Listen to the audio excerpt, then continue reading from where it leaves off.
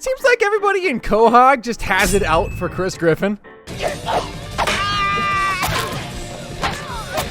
Chubby loser can't seem to catch a break, and I went through every single Family Guy episode to pick out the worst things that has ever happened to him. Now, one of Chris's lowest moments comes pretty early on in the series in the episode A Picture is Worth $1,000, when he's forced to choose between his family and a chance to become a world-renowned artist. Here, I made you a present. My God, it's good.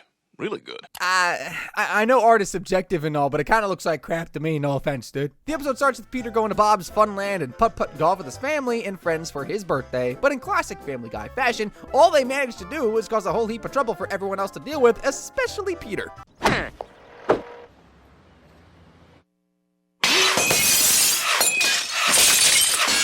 It's a mini golf course, dude, not a frickin' golf range. Naturally, the entire group gets kicked out by the park owner, Bob Funland himself. And after seeing how successful Bob is nowadays, Peter ends up having an existential crisis since the guy was someone he and his buddies used to clown on back in high school. Bob misses his mommy. Bob misses his mommy.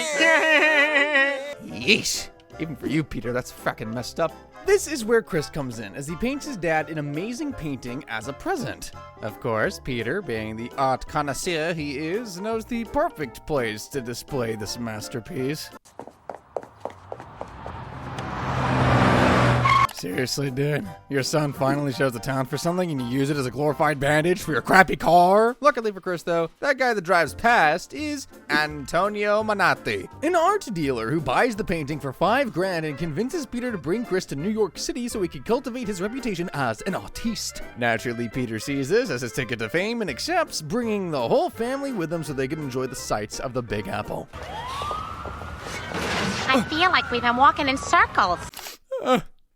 Gotta love that stench of New York garbage. Chris ends up entirely in the hands of Manatti, who completely rebrands him into the artistier Cristobal and demands he cut off his uncultured father. What? Cristobal. Now, I know Chris isn't exactly the best looking dude out there, but having to go through a full rebrand has gotta do a number on the old self-esteem. And while I do think Peter's a jerk, the fact that Chris is still forced to choose between his own family and a blossoming career is a crappy decision for anyone to make. But when Chris ultimately does choose to prioritize his art, Peter is outraged and straight up disowns his own son instead of, trying to be supportive of his own kid for once. Heck, he straight up jumps ship to Meg, of all people, when she shows off her talent for bird calling. I'm gonna make you famous. Wait and see. See what I did there? I said jump ship. And cut to his ship. With nothing left for him but his art, Chris prepares for his first exhibit at Manatti Gallery, which Lois has to bait Peter into attending by saying that there's strippers giving out free tacos. But once his masterpiece is revealed to be several different portraits of Peter, both Manatti and his snobby art friends reject him as a poser. Art? Amateur? Hey, that's my dad. Chris doesn't really care about any of that, since he openly admits the only reason he was there in the first place was because of how much he loved his dad. And although this selfless act manages to get him back in his dad's good graces, the fact that Chris had to sacrifice his chances of making it in the art world just straight up sucks, man. Now, if you thought that was just a one-off of Chris suffering at the hands of Peter, we got a whole video left. Gets a whole lot worse in He's Too Sexy for His Fat, as when Chris becomes sensitive about his weight, Peter ends up getting liposuction instead of helping his kid out with his self-esteem. Trust me, Chris, sometimes it's better not to fit in. Oh, I just want to smack him on his ballsack chin. This episode begins with Brian being the usual burden he is by spreading fleas to the entire family. Peter, in all his brilliance and wisdom, thinks he's got the perfect solution to deal with the little buggers. Learn the language of the fleas, earn their trust, then breed with their women. Yes, Peter, because fleas are renowned for their diplomacy with human beings. Naturally, Lois makes the obvious decision to call in an exterminator squad to deal with the issue, but let's just say they get a little too crazy with the exterminating part of their job. Their house gets completely shut down for repairs and renovation, and Brian tries to compensate by putting the family up at a crappy hotel. What, you didn't think a failing writer could afford the Hilton, did you? Just as I thought. Oatmeal, spittle, The Griffins try to relax at the pool to take their minds off things, but Chris refuses to take his shirt off because of how self-conscious he feels about his weight. Naturally, his parents try to cheer him up, but as for the other guests staying there, well, I'm sorry, sir. You can't park your van on the diving board. This is my son. I've been called many things in my life, but a fracking van definitely ain't one of them. The pool incident inspires Chris to go on a strict diet and exercise regimen with the help of Peter, but nothing seems to be working for him. Running, getting mauled by a bear, avoiding junk food, none of it. The hell is that? That baby fat can really stick to you, huh? Thanks, editor. Funnily enough, Stewie ends up jumping in on the dog pile by gorging on all the foods Chris can't eat and rubbing it in his face appropriately. But this cheeky little display ends up backfiring right in his face when he ends up developing an eating disorder and looking like Augustus Gloop from Charlie and the Chocolate Factory. Damn you, ice cream. Come to my mouth. I know how you feel, Stewie. COVID was an interesting time for my diet, and it has not recovered since. Peter tries to help by taking him to a surgeon to consider liposuction, but he ends up getting his own fat all sucked out while Chris stays all natural. Good on you, Chris. But all the perks of being skinny go straight to Peter's head, who uses his new body to do things he could never do before, like looking at his own privates and riding Brian like a horse. He starts undergoing even more surgeries to become muscular and attractive. You walk in here with your chiseled jaw and you... Oh, my. And in classic Peter fashion, he makes it all about him to the point where he gets an invite to the Quahog Beautiful People's Club, but completely abandons Chris outside. Like, seriously, just look at how the poor kid takes it when his own dad abandons him again. Don't look at me. I'm hideous. Peter, how could you treat Chris that way? It's always me with Peter, and Chris is the one who suffers for it. Thankfully, karma comes back to bite Peter in his sculptured behind when he crashes into a vat of lard and turns back into his former fat self. And Chris, being the kind-hearted kid that he is, still forgives his dad despite him being a total self-indulgent turd. You might be big-boned, Chris, but you got a bigger heart than most of us. Chris ends up going through another major blow in his life in To Love and Die in Dixie, when he and his family are forced to relocate to the south after he becomes an unwilling witness to a robbery. All right, then give me one of them horoscope scrolls. And some Skittles. Hey man, with how crazy prices are getting nowadays, I can't even blame the guy for stealing what he wants. The episode starts with Chris getting an invite to Barbara's birthday party and deciding to start working as a paperboy to afford the gift for said party. This becomes one of the most consequential decisions of his life, as the paper route puts him right into the crosshairs of none other than Herbert the pervert, who loves what he's seeing right in front of him. That's a nice muscly throwing arm you got there.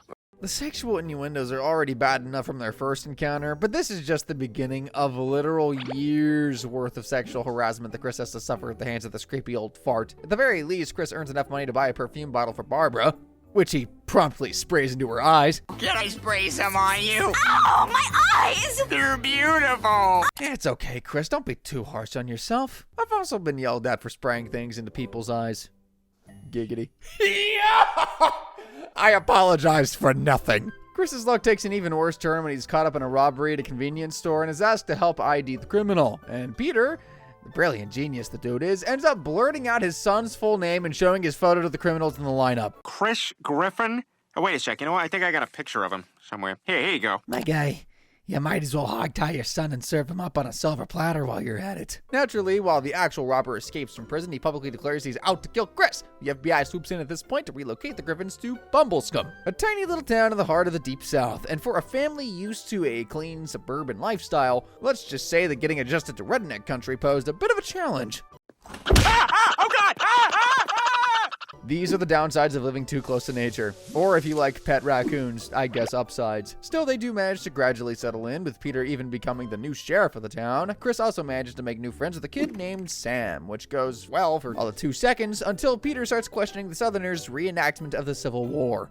I'm saying that drunken idiot kicked your sorry asses south of the Donna-Dixon line. This is one of those rare moments where Peter is technically right, but he really needs to learn not to piss on Southern hospitality. Sam's father obviously gets pissed off at getting fact-checked and bans his kid from spending any more time with Chris, so we can add that to our ever-growing list of things Peter screwed up for his son. Chris is naturally bummed out about losing his new friend, but what he didn't expect was Sam's reaction to it all.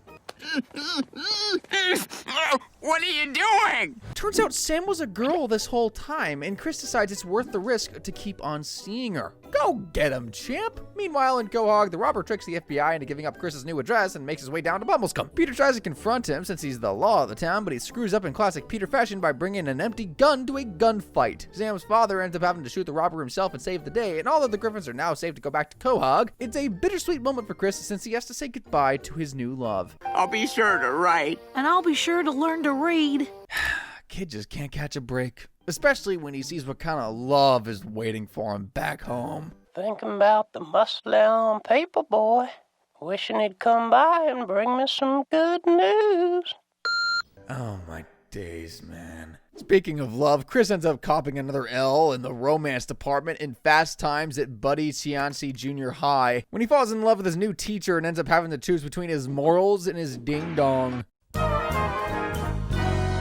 So basically what Orwell was saying was... Yeah, I'd catch a case if my teacher looked like that.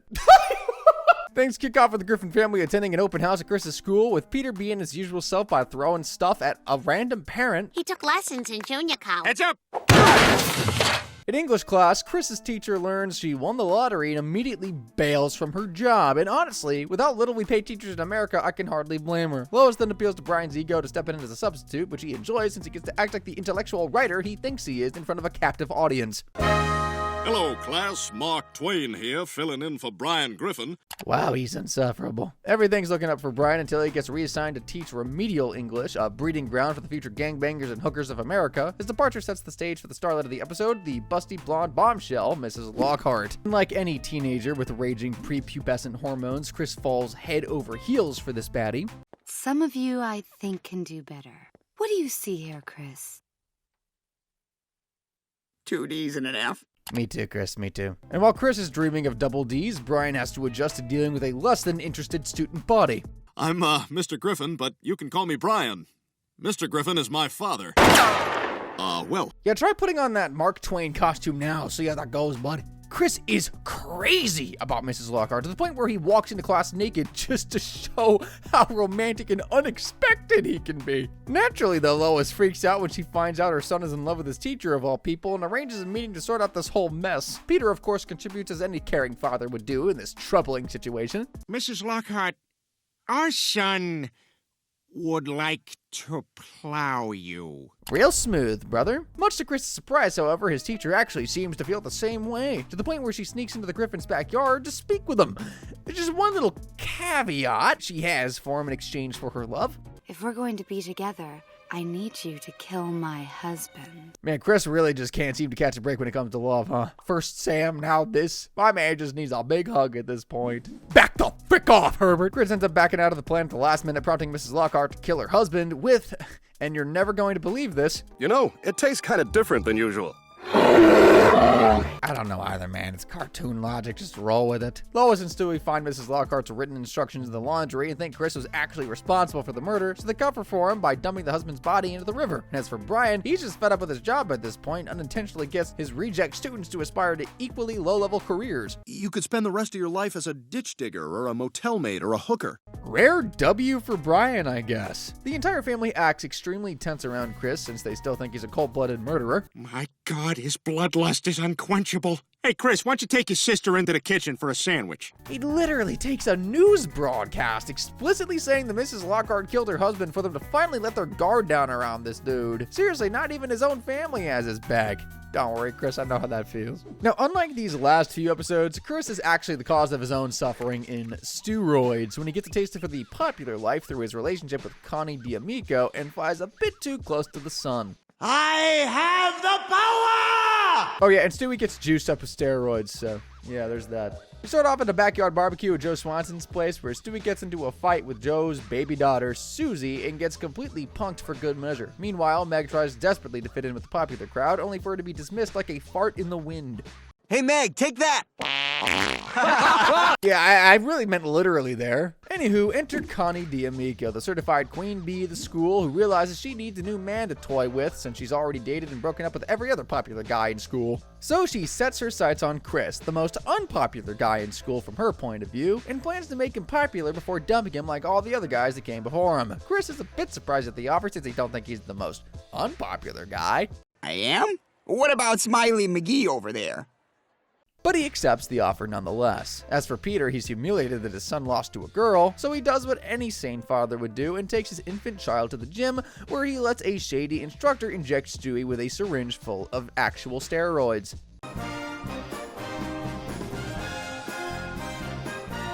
Within minutes, Stewie comes out looking like prime Jay Cutler and immediately starts asserting himself as the alpha of the Griffin household. And honestly, if it means having someone to put that wannabe writer Brian in his place, I'm all for it.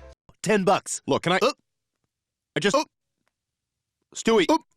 No more freeloading, Brian. You gotta pay the toll. Or else. Later, Chris and Connie go on that date of theirs, with Connie's initial plan being to take him to a school pep rally to get as many eyes on them as possible, but Chris's genuine love and kindness actually wins her over. Well, I think you're nice, and I like spending time with you. You're really pretty, and I hope I get to be with you for a long time. Take notes, boys! The bar really is that low sometimes. Connie ditches her original plan and decides that she actually wants to date Chris for real, and the two go watch a movie instead. The two lovebirds make their new relationship public, and they all live happily ever after. Here we go. Oh my God! Is that Chris Griffin with Connie D'Amico? Just kidding. This is Chris we're talking about here, so something's gotta go horribly wrong. All the popular kids start treating Chris like an equal, and he even invites Connie over to the house for dinner. But all this popularity starts getting to his head as he changes up his style and becomes more and more of a jerk, even to his own sister. I'm sorry, Meg. You can't come. There's an ass-to-boob ratio that you're way off of. Really glad to know Chris is chronicling his sister in those ways. Not gross at all. His ego gets to the point where he actually ends up cheating on Connie at a house party, turning her into one of the unpopular kids at school. But hell hath no fury like a woman scorned, and to get her revenge, Connie teams up with Meg to publicly humiliate Chris by showing a video of him dancing completely naked in front of the whole school. Man, I'm conflicted on this one. On the one hand, being shown in your birthday suit in front of your peers has got to be one of the worst things anyone could ever go through. I mean, that is a common nightmare, I think. But on the other hand, he low-key deserved it. So, rest assured, Chris's forays into the romance department don't get any better in extra large medium when he dates a classmate with Down syndrome and has to deal with her constantly berating and nagging him. Boy, you're tougher than a doggy dominatrix. The episode starts with the Griffins going for a hike in the local forest, only for Chris and Stewie to end up getting lost after chasing a butterfly. Let's get it! Chris, I don't think we should be leaving the trail. I should clarify, Chris gets lost while chasing a butterfly. Stewie is helplessly strapped to the fat kid's back. The two of them realize just how screwed they are and have no choice but to hunker down and hope someone comes to rescue them. Naturally, Chris doesn't take any of this very well. Stewie, are we gonna die? Hey, probably.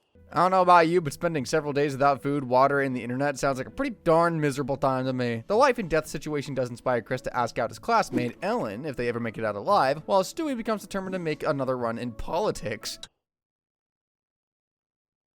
Second time's a charm, buddy. Meanwhile, Lois desperately seeks out the services of a psychic medium after everyone else thinks her kids are already dead at this point. After consulting her magical spirits, the lady assures her that Chris and Stewie will be safe, and sure enough, Bruce ends up finding them deep in the forest, even if he was only there looking for his gay lover. Oh, you're not Jeffrey. You're that missing baby and boy.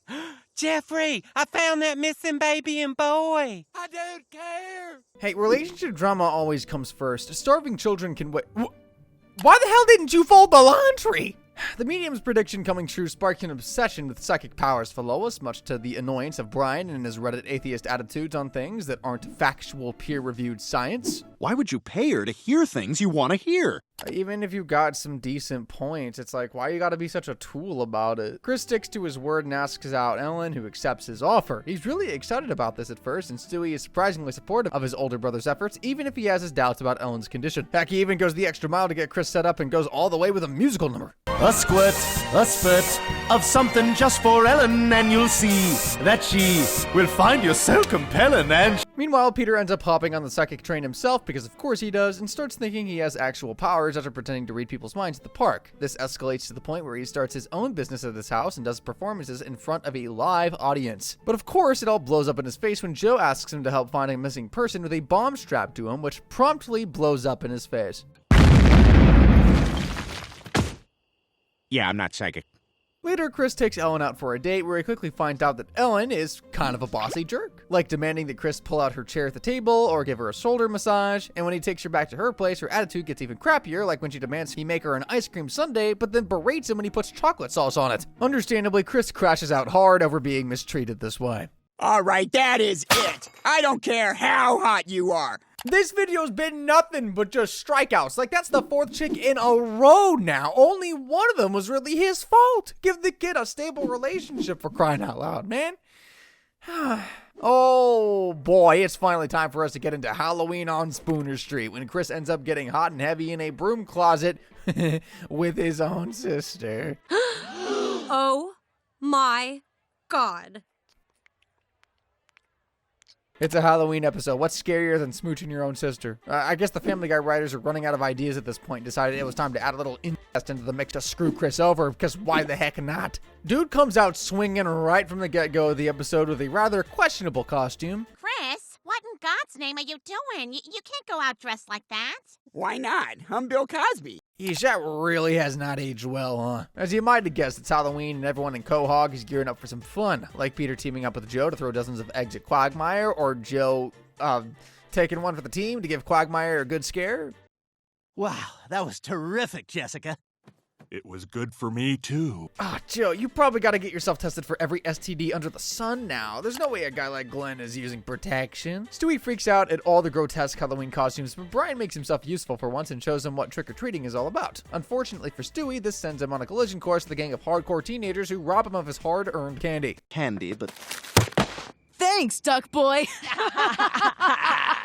They just sealed their fates. We all know how demented this toddler can get. As for Meg, she somehow managed to snag an invite to her first high school Halloween party, where I'm sure nothing could possibly go wrong. While sharing a few beers, Quagmire reveals to Peter and Joe that his grandfather was actually a kamikaze pilot during World War II. The guys then have the brilliant idea of joining Joe on his evening patrol to totally do their part in keeping the peace on a rowdy Halloween night. Ugly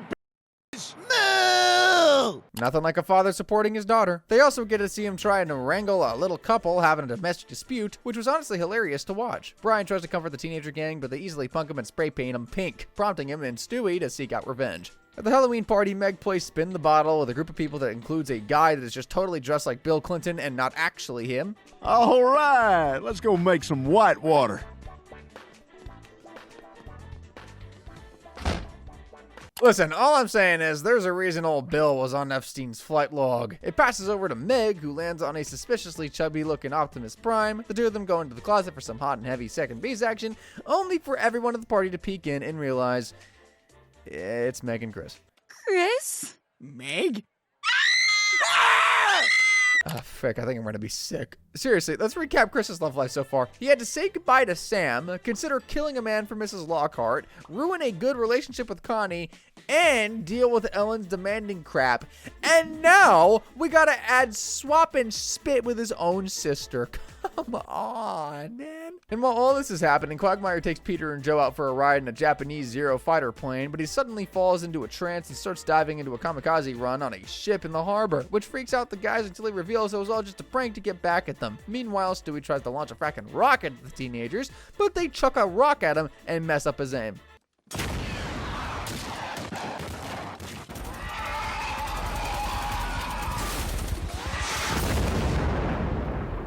At least the rocket did some good. With Plan A blowing up in smoke, Stewie switches to Plan B and has Lois strong-arm one of the teen's mothers into giving up the candy. Much more effective, I suppose. As for Chris and Meg, they make it back home and seem to have an understanding of never mentioning what really happened between them ever again. Why do you and Meg smell like sweat and shame? Don't worry, man. I'd feel the same way if I found out I was turning my family tree into a family wreath. Speaking of family, Chris ends up getting the short end of the stick and trading places when he and Meg swap roles with Peter and Lois in the family to see who could do the other's jobs better. You know what would be great? If I could come home and have 5 minutes before you jump all over my back! Yeah, in case it wasn't obvious, a teenager trying to run a household ain't something that normally goes well. Things kick off with Peter entering a competition to see who can keep their hand on a dirt bike the longest, barely managing to edge out Mayor West by tricking him into checking his phone for a picture of a kitten wearing glasses. He proudly brings his new bike back home to show off to the family, only for Chris and Meg to immediately destroy it after taking it out on a joyride.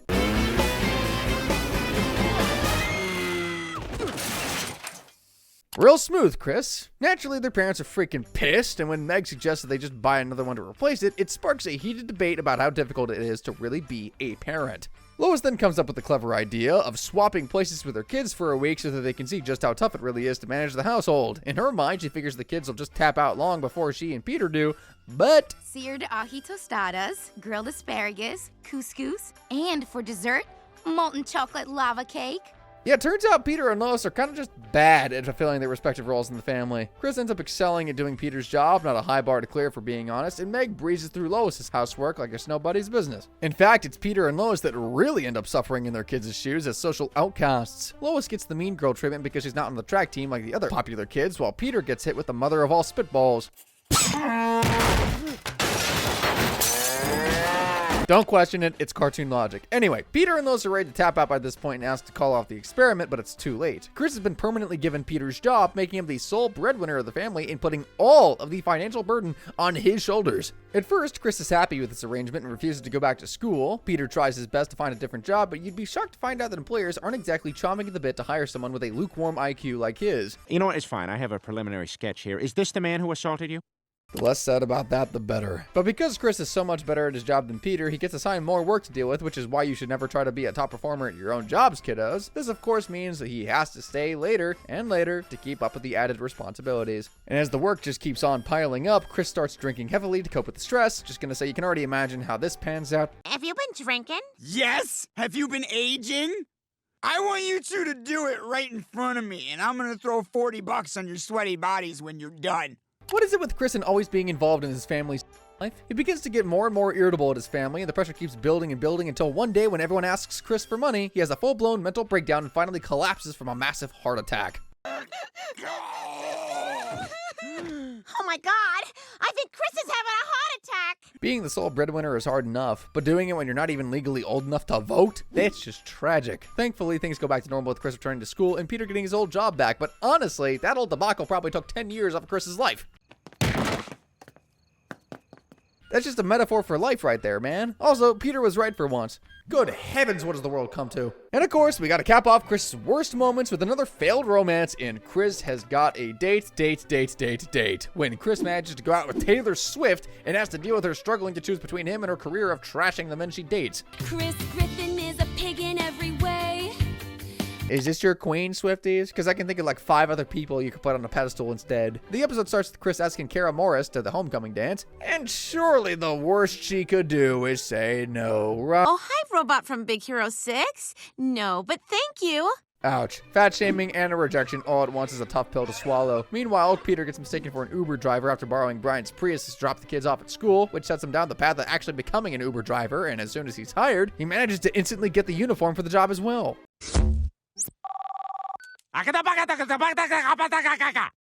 Hey, they animated it, not me. Stewie comes up with a brilliant idea for Chris to ask none other than Taylor Swift to be his date, and to their surprise, she actually accepts. Taylor pulls up to the Griffin household where Peter naturally oogles her, and Stewie sneakily inquires about how well-endowed Harry Styles is. Still going? Oh my god, you seriously? Peter continues working hard, if you could even call it that, at his new side gig as an Uber driver, but you can only imagine how good he actually is at this new gig of his. Where you headed? The airport. Great. Just a couple of errands and we'll get you there. I mean, seriously, what did you expect? Chris and Taylor have a great time together at the school dance, and they even share a passionate kiss at the end of the night. But the next day, Brian finds a new music video where Taylor dunks on Chris. I mean, she straight up trashes his reputation. He licked his armpit, then ate all my dinner and dessert. Sure, he might be a bit wider than most of us, but don't ever disrespect my man's table manners. Chris heads down to Rhode Island with Stewie and Brian to confront Taylor, who admits she deliberately ruins her relationship to keep having more material about heartbreak and that she really did enjoy their night together. So in order to make up for her mistake, she invites them to her next concert as her special guests. And as for Peter, he gets lured into an ambush by a group of taxi drivers who don't appreciate all the new Uber drivers muscling in on their turf. Stop! Please stop! The sound of your leather jackets is excruciating! Yeah, get that frickin' frick, man. The script wants me to take that back and say I got a little carried away there, but no, screw this man. At the concert, Taylor tries to sing something nice about Chris, but her jaded fan base absolutely hates it. I've met the guy that I've been dreaming of. Meet Taylor. Something birds of a feather flock together. Chris realizes she has to choose between him and her music career, so he makes the selfless decision to let her go so that she can continue to be who she truly is, a spiteful pop star with a fan base of equally spiteful haters. This next song is about my dumb ex-boyfriend who either mistreated me, cheated on me, or went to massage parlors when I was out of town. It's the second time now that Chris had to give up on what could have been true love. Maybe one day he'll find his beloved, but it better not be his frackin' sister. And as for Peter, Brian calls upon an Uber to take them home. And of course, it's none other than Peter in what's left of his smoldering car. How many tooths is not enough tooths? However, I have a bonus moment. Ah, yes. This is not going to get any better. It's actually even worse than the last one. Chris's worst moment has got to be during Fresh Air, when he becomes the sole heir to his grandfather's fortune and has to deal with Peter trying to marry him so that he can get his chunky hands on all that money. Chris Griffin, will you marry me? What? Hip hip hooray, another incest episode, a big shocker there. This episode starts with Chris wanting to spend some time with Peter, but he keeps blowing him off. Around the same time, Carter has a little incident at the mall after arguing with his wife. No, I'm not. I'm the champ at doing this. Ow! You jinxed me! Bro really tried climbing a never-ending flight of stairs just to prove a point. Naturally, Carter needs someone to look after him while he recovers, but unfortunately for him, Barbara is out of town, Lois has a hair appointment, and Meg flat out frackin' refuses. So it falls on Chris to step up and look after Carter's needs. And when I say his needs, I mean all his needs. Cool! Hey, next time I want to try it with my hand. Chris, buddy, you just gave your own grandpa a frackin' handy. I really don't think you should be that too excited, man. Naturally, the two of them hit it off splendidly afterwards, though, like ordering pizzas online to see which delivery driver arrives the fastest. And of course, Carter gives the winning driver the classic Peter Schmidt treatment to show his solidarity with the working class. Your money is in this pile of mashed potatoes. Eat your way out. No hands. Carter tries to pay Chris for looking after him, but he refuses his money, saying that he was just happy to have someone to hang out with. This only further impresses Carter to the point where he makes Chris the sole heir to the Peter Schmidt family fortune after seeing how the kid wasn't just hanging out with him for his money. Why? Oh no, my hairless twin got out! Between this bombshell revelation and the hairless twin, Peter finally starts paying attention to Chris, sucking up to him hard and doing anything to get into his good graces. He even tries dressing up like Chris and pandering to typical teenage activities, which... Wait, just watch this clip. It speaks for itself. Hey, there he is! Oh boy, hot dogs and Nintendo, huh, Chris? It's given Steve Buscemi going, how do you do, fellow kids? But when nothing seems to stick, Peter goes all out after talking with the guys at the Drunken Clam and decides to do the unthinkable, actually getting married to his own son in Vermont. As long as it's a man and a man, anything goes up there. They're a bunch of liberal degenerates. For me personally, this episode is probably the worst that Chris has to go through. First, he gives a handy to his grandpa. Then his own father tries to get married to him.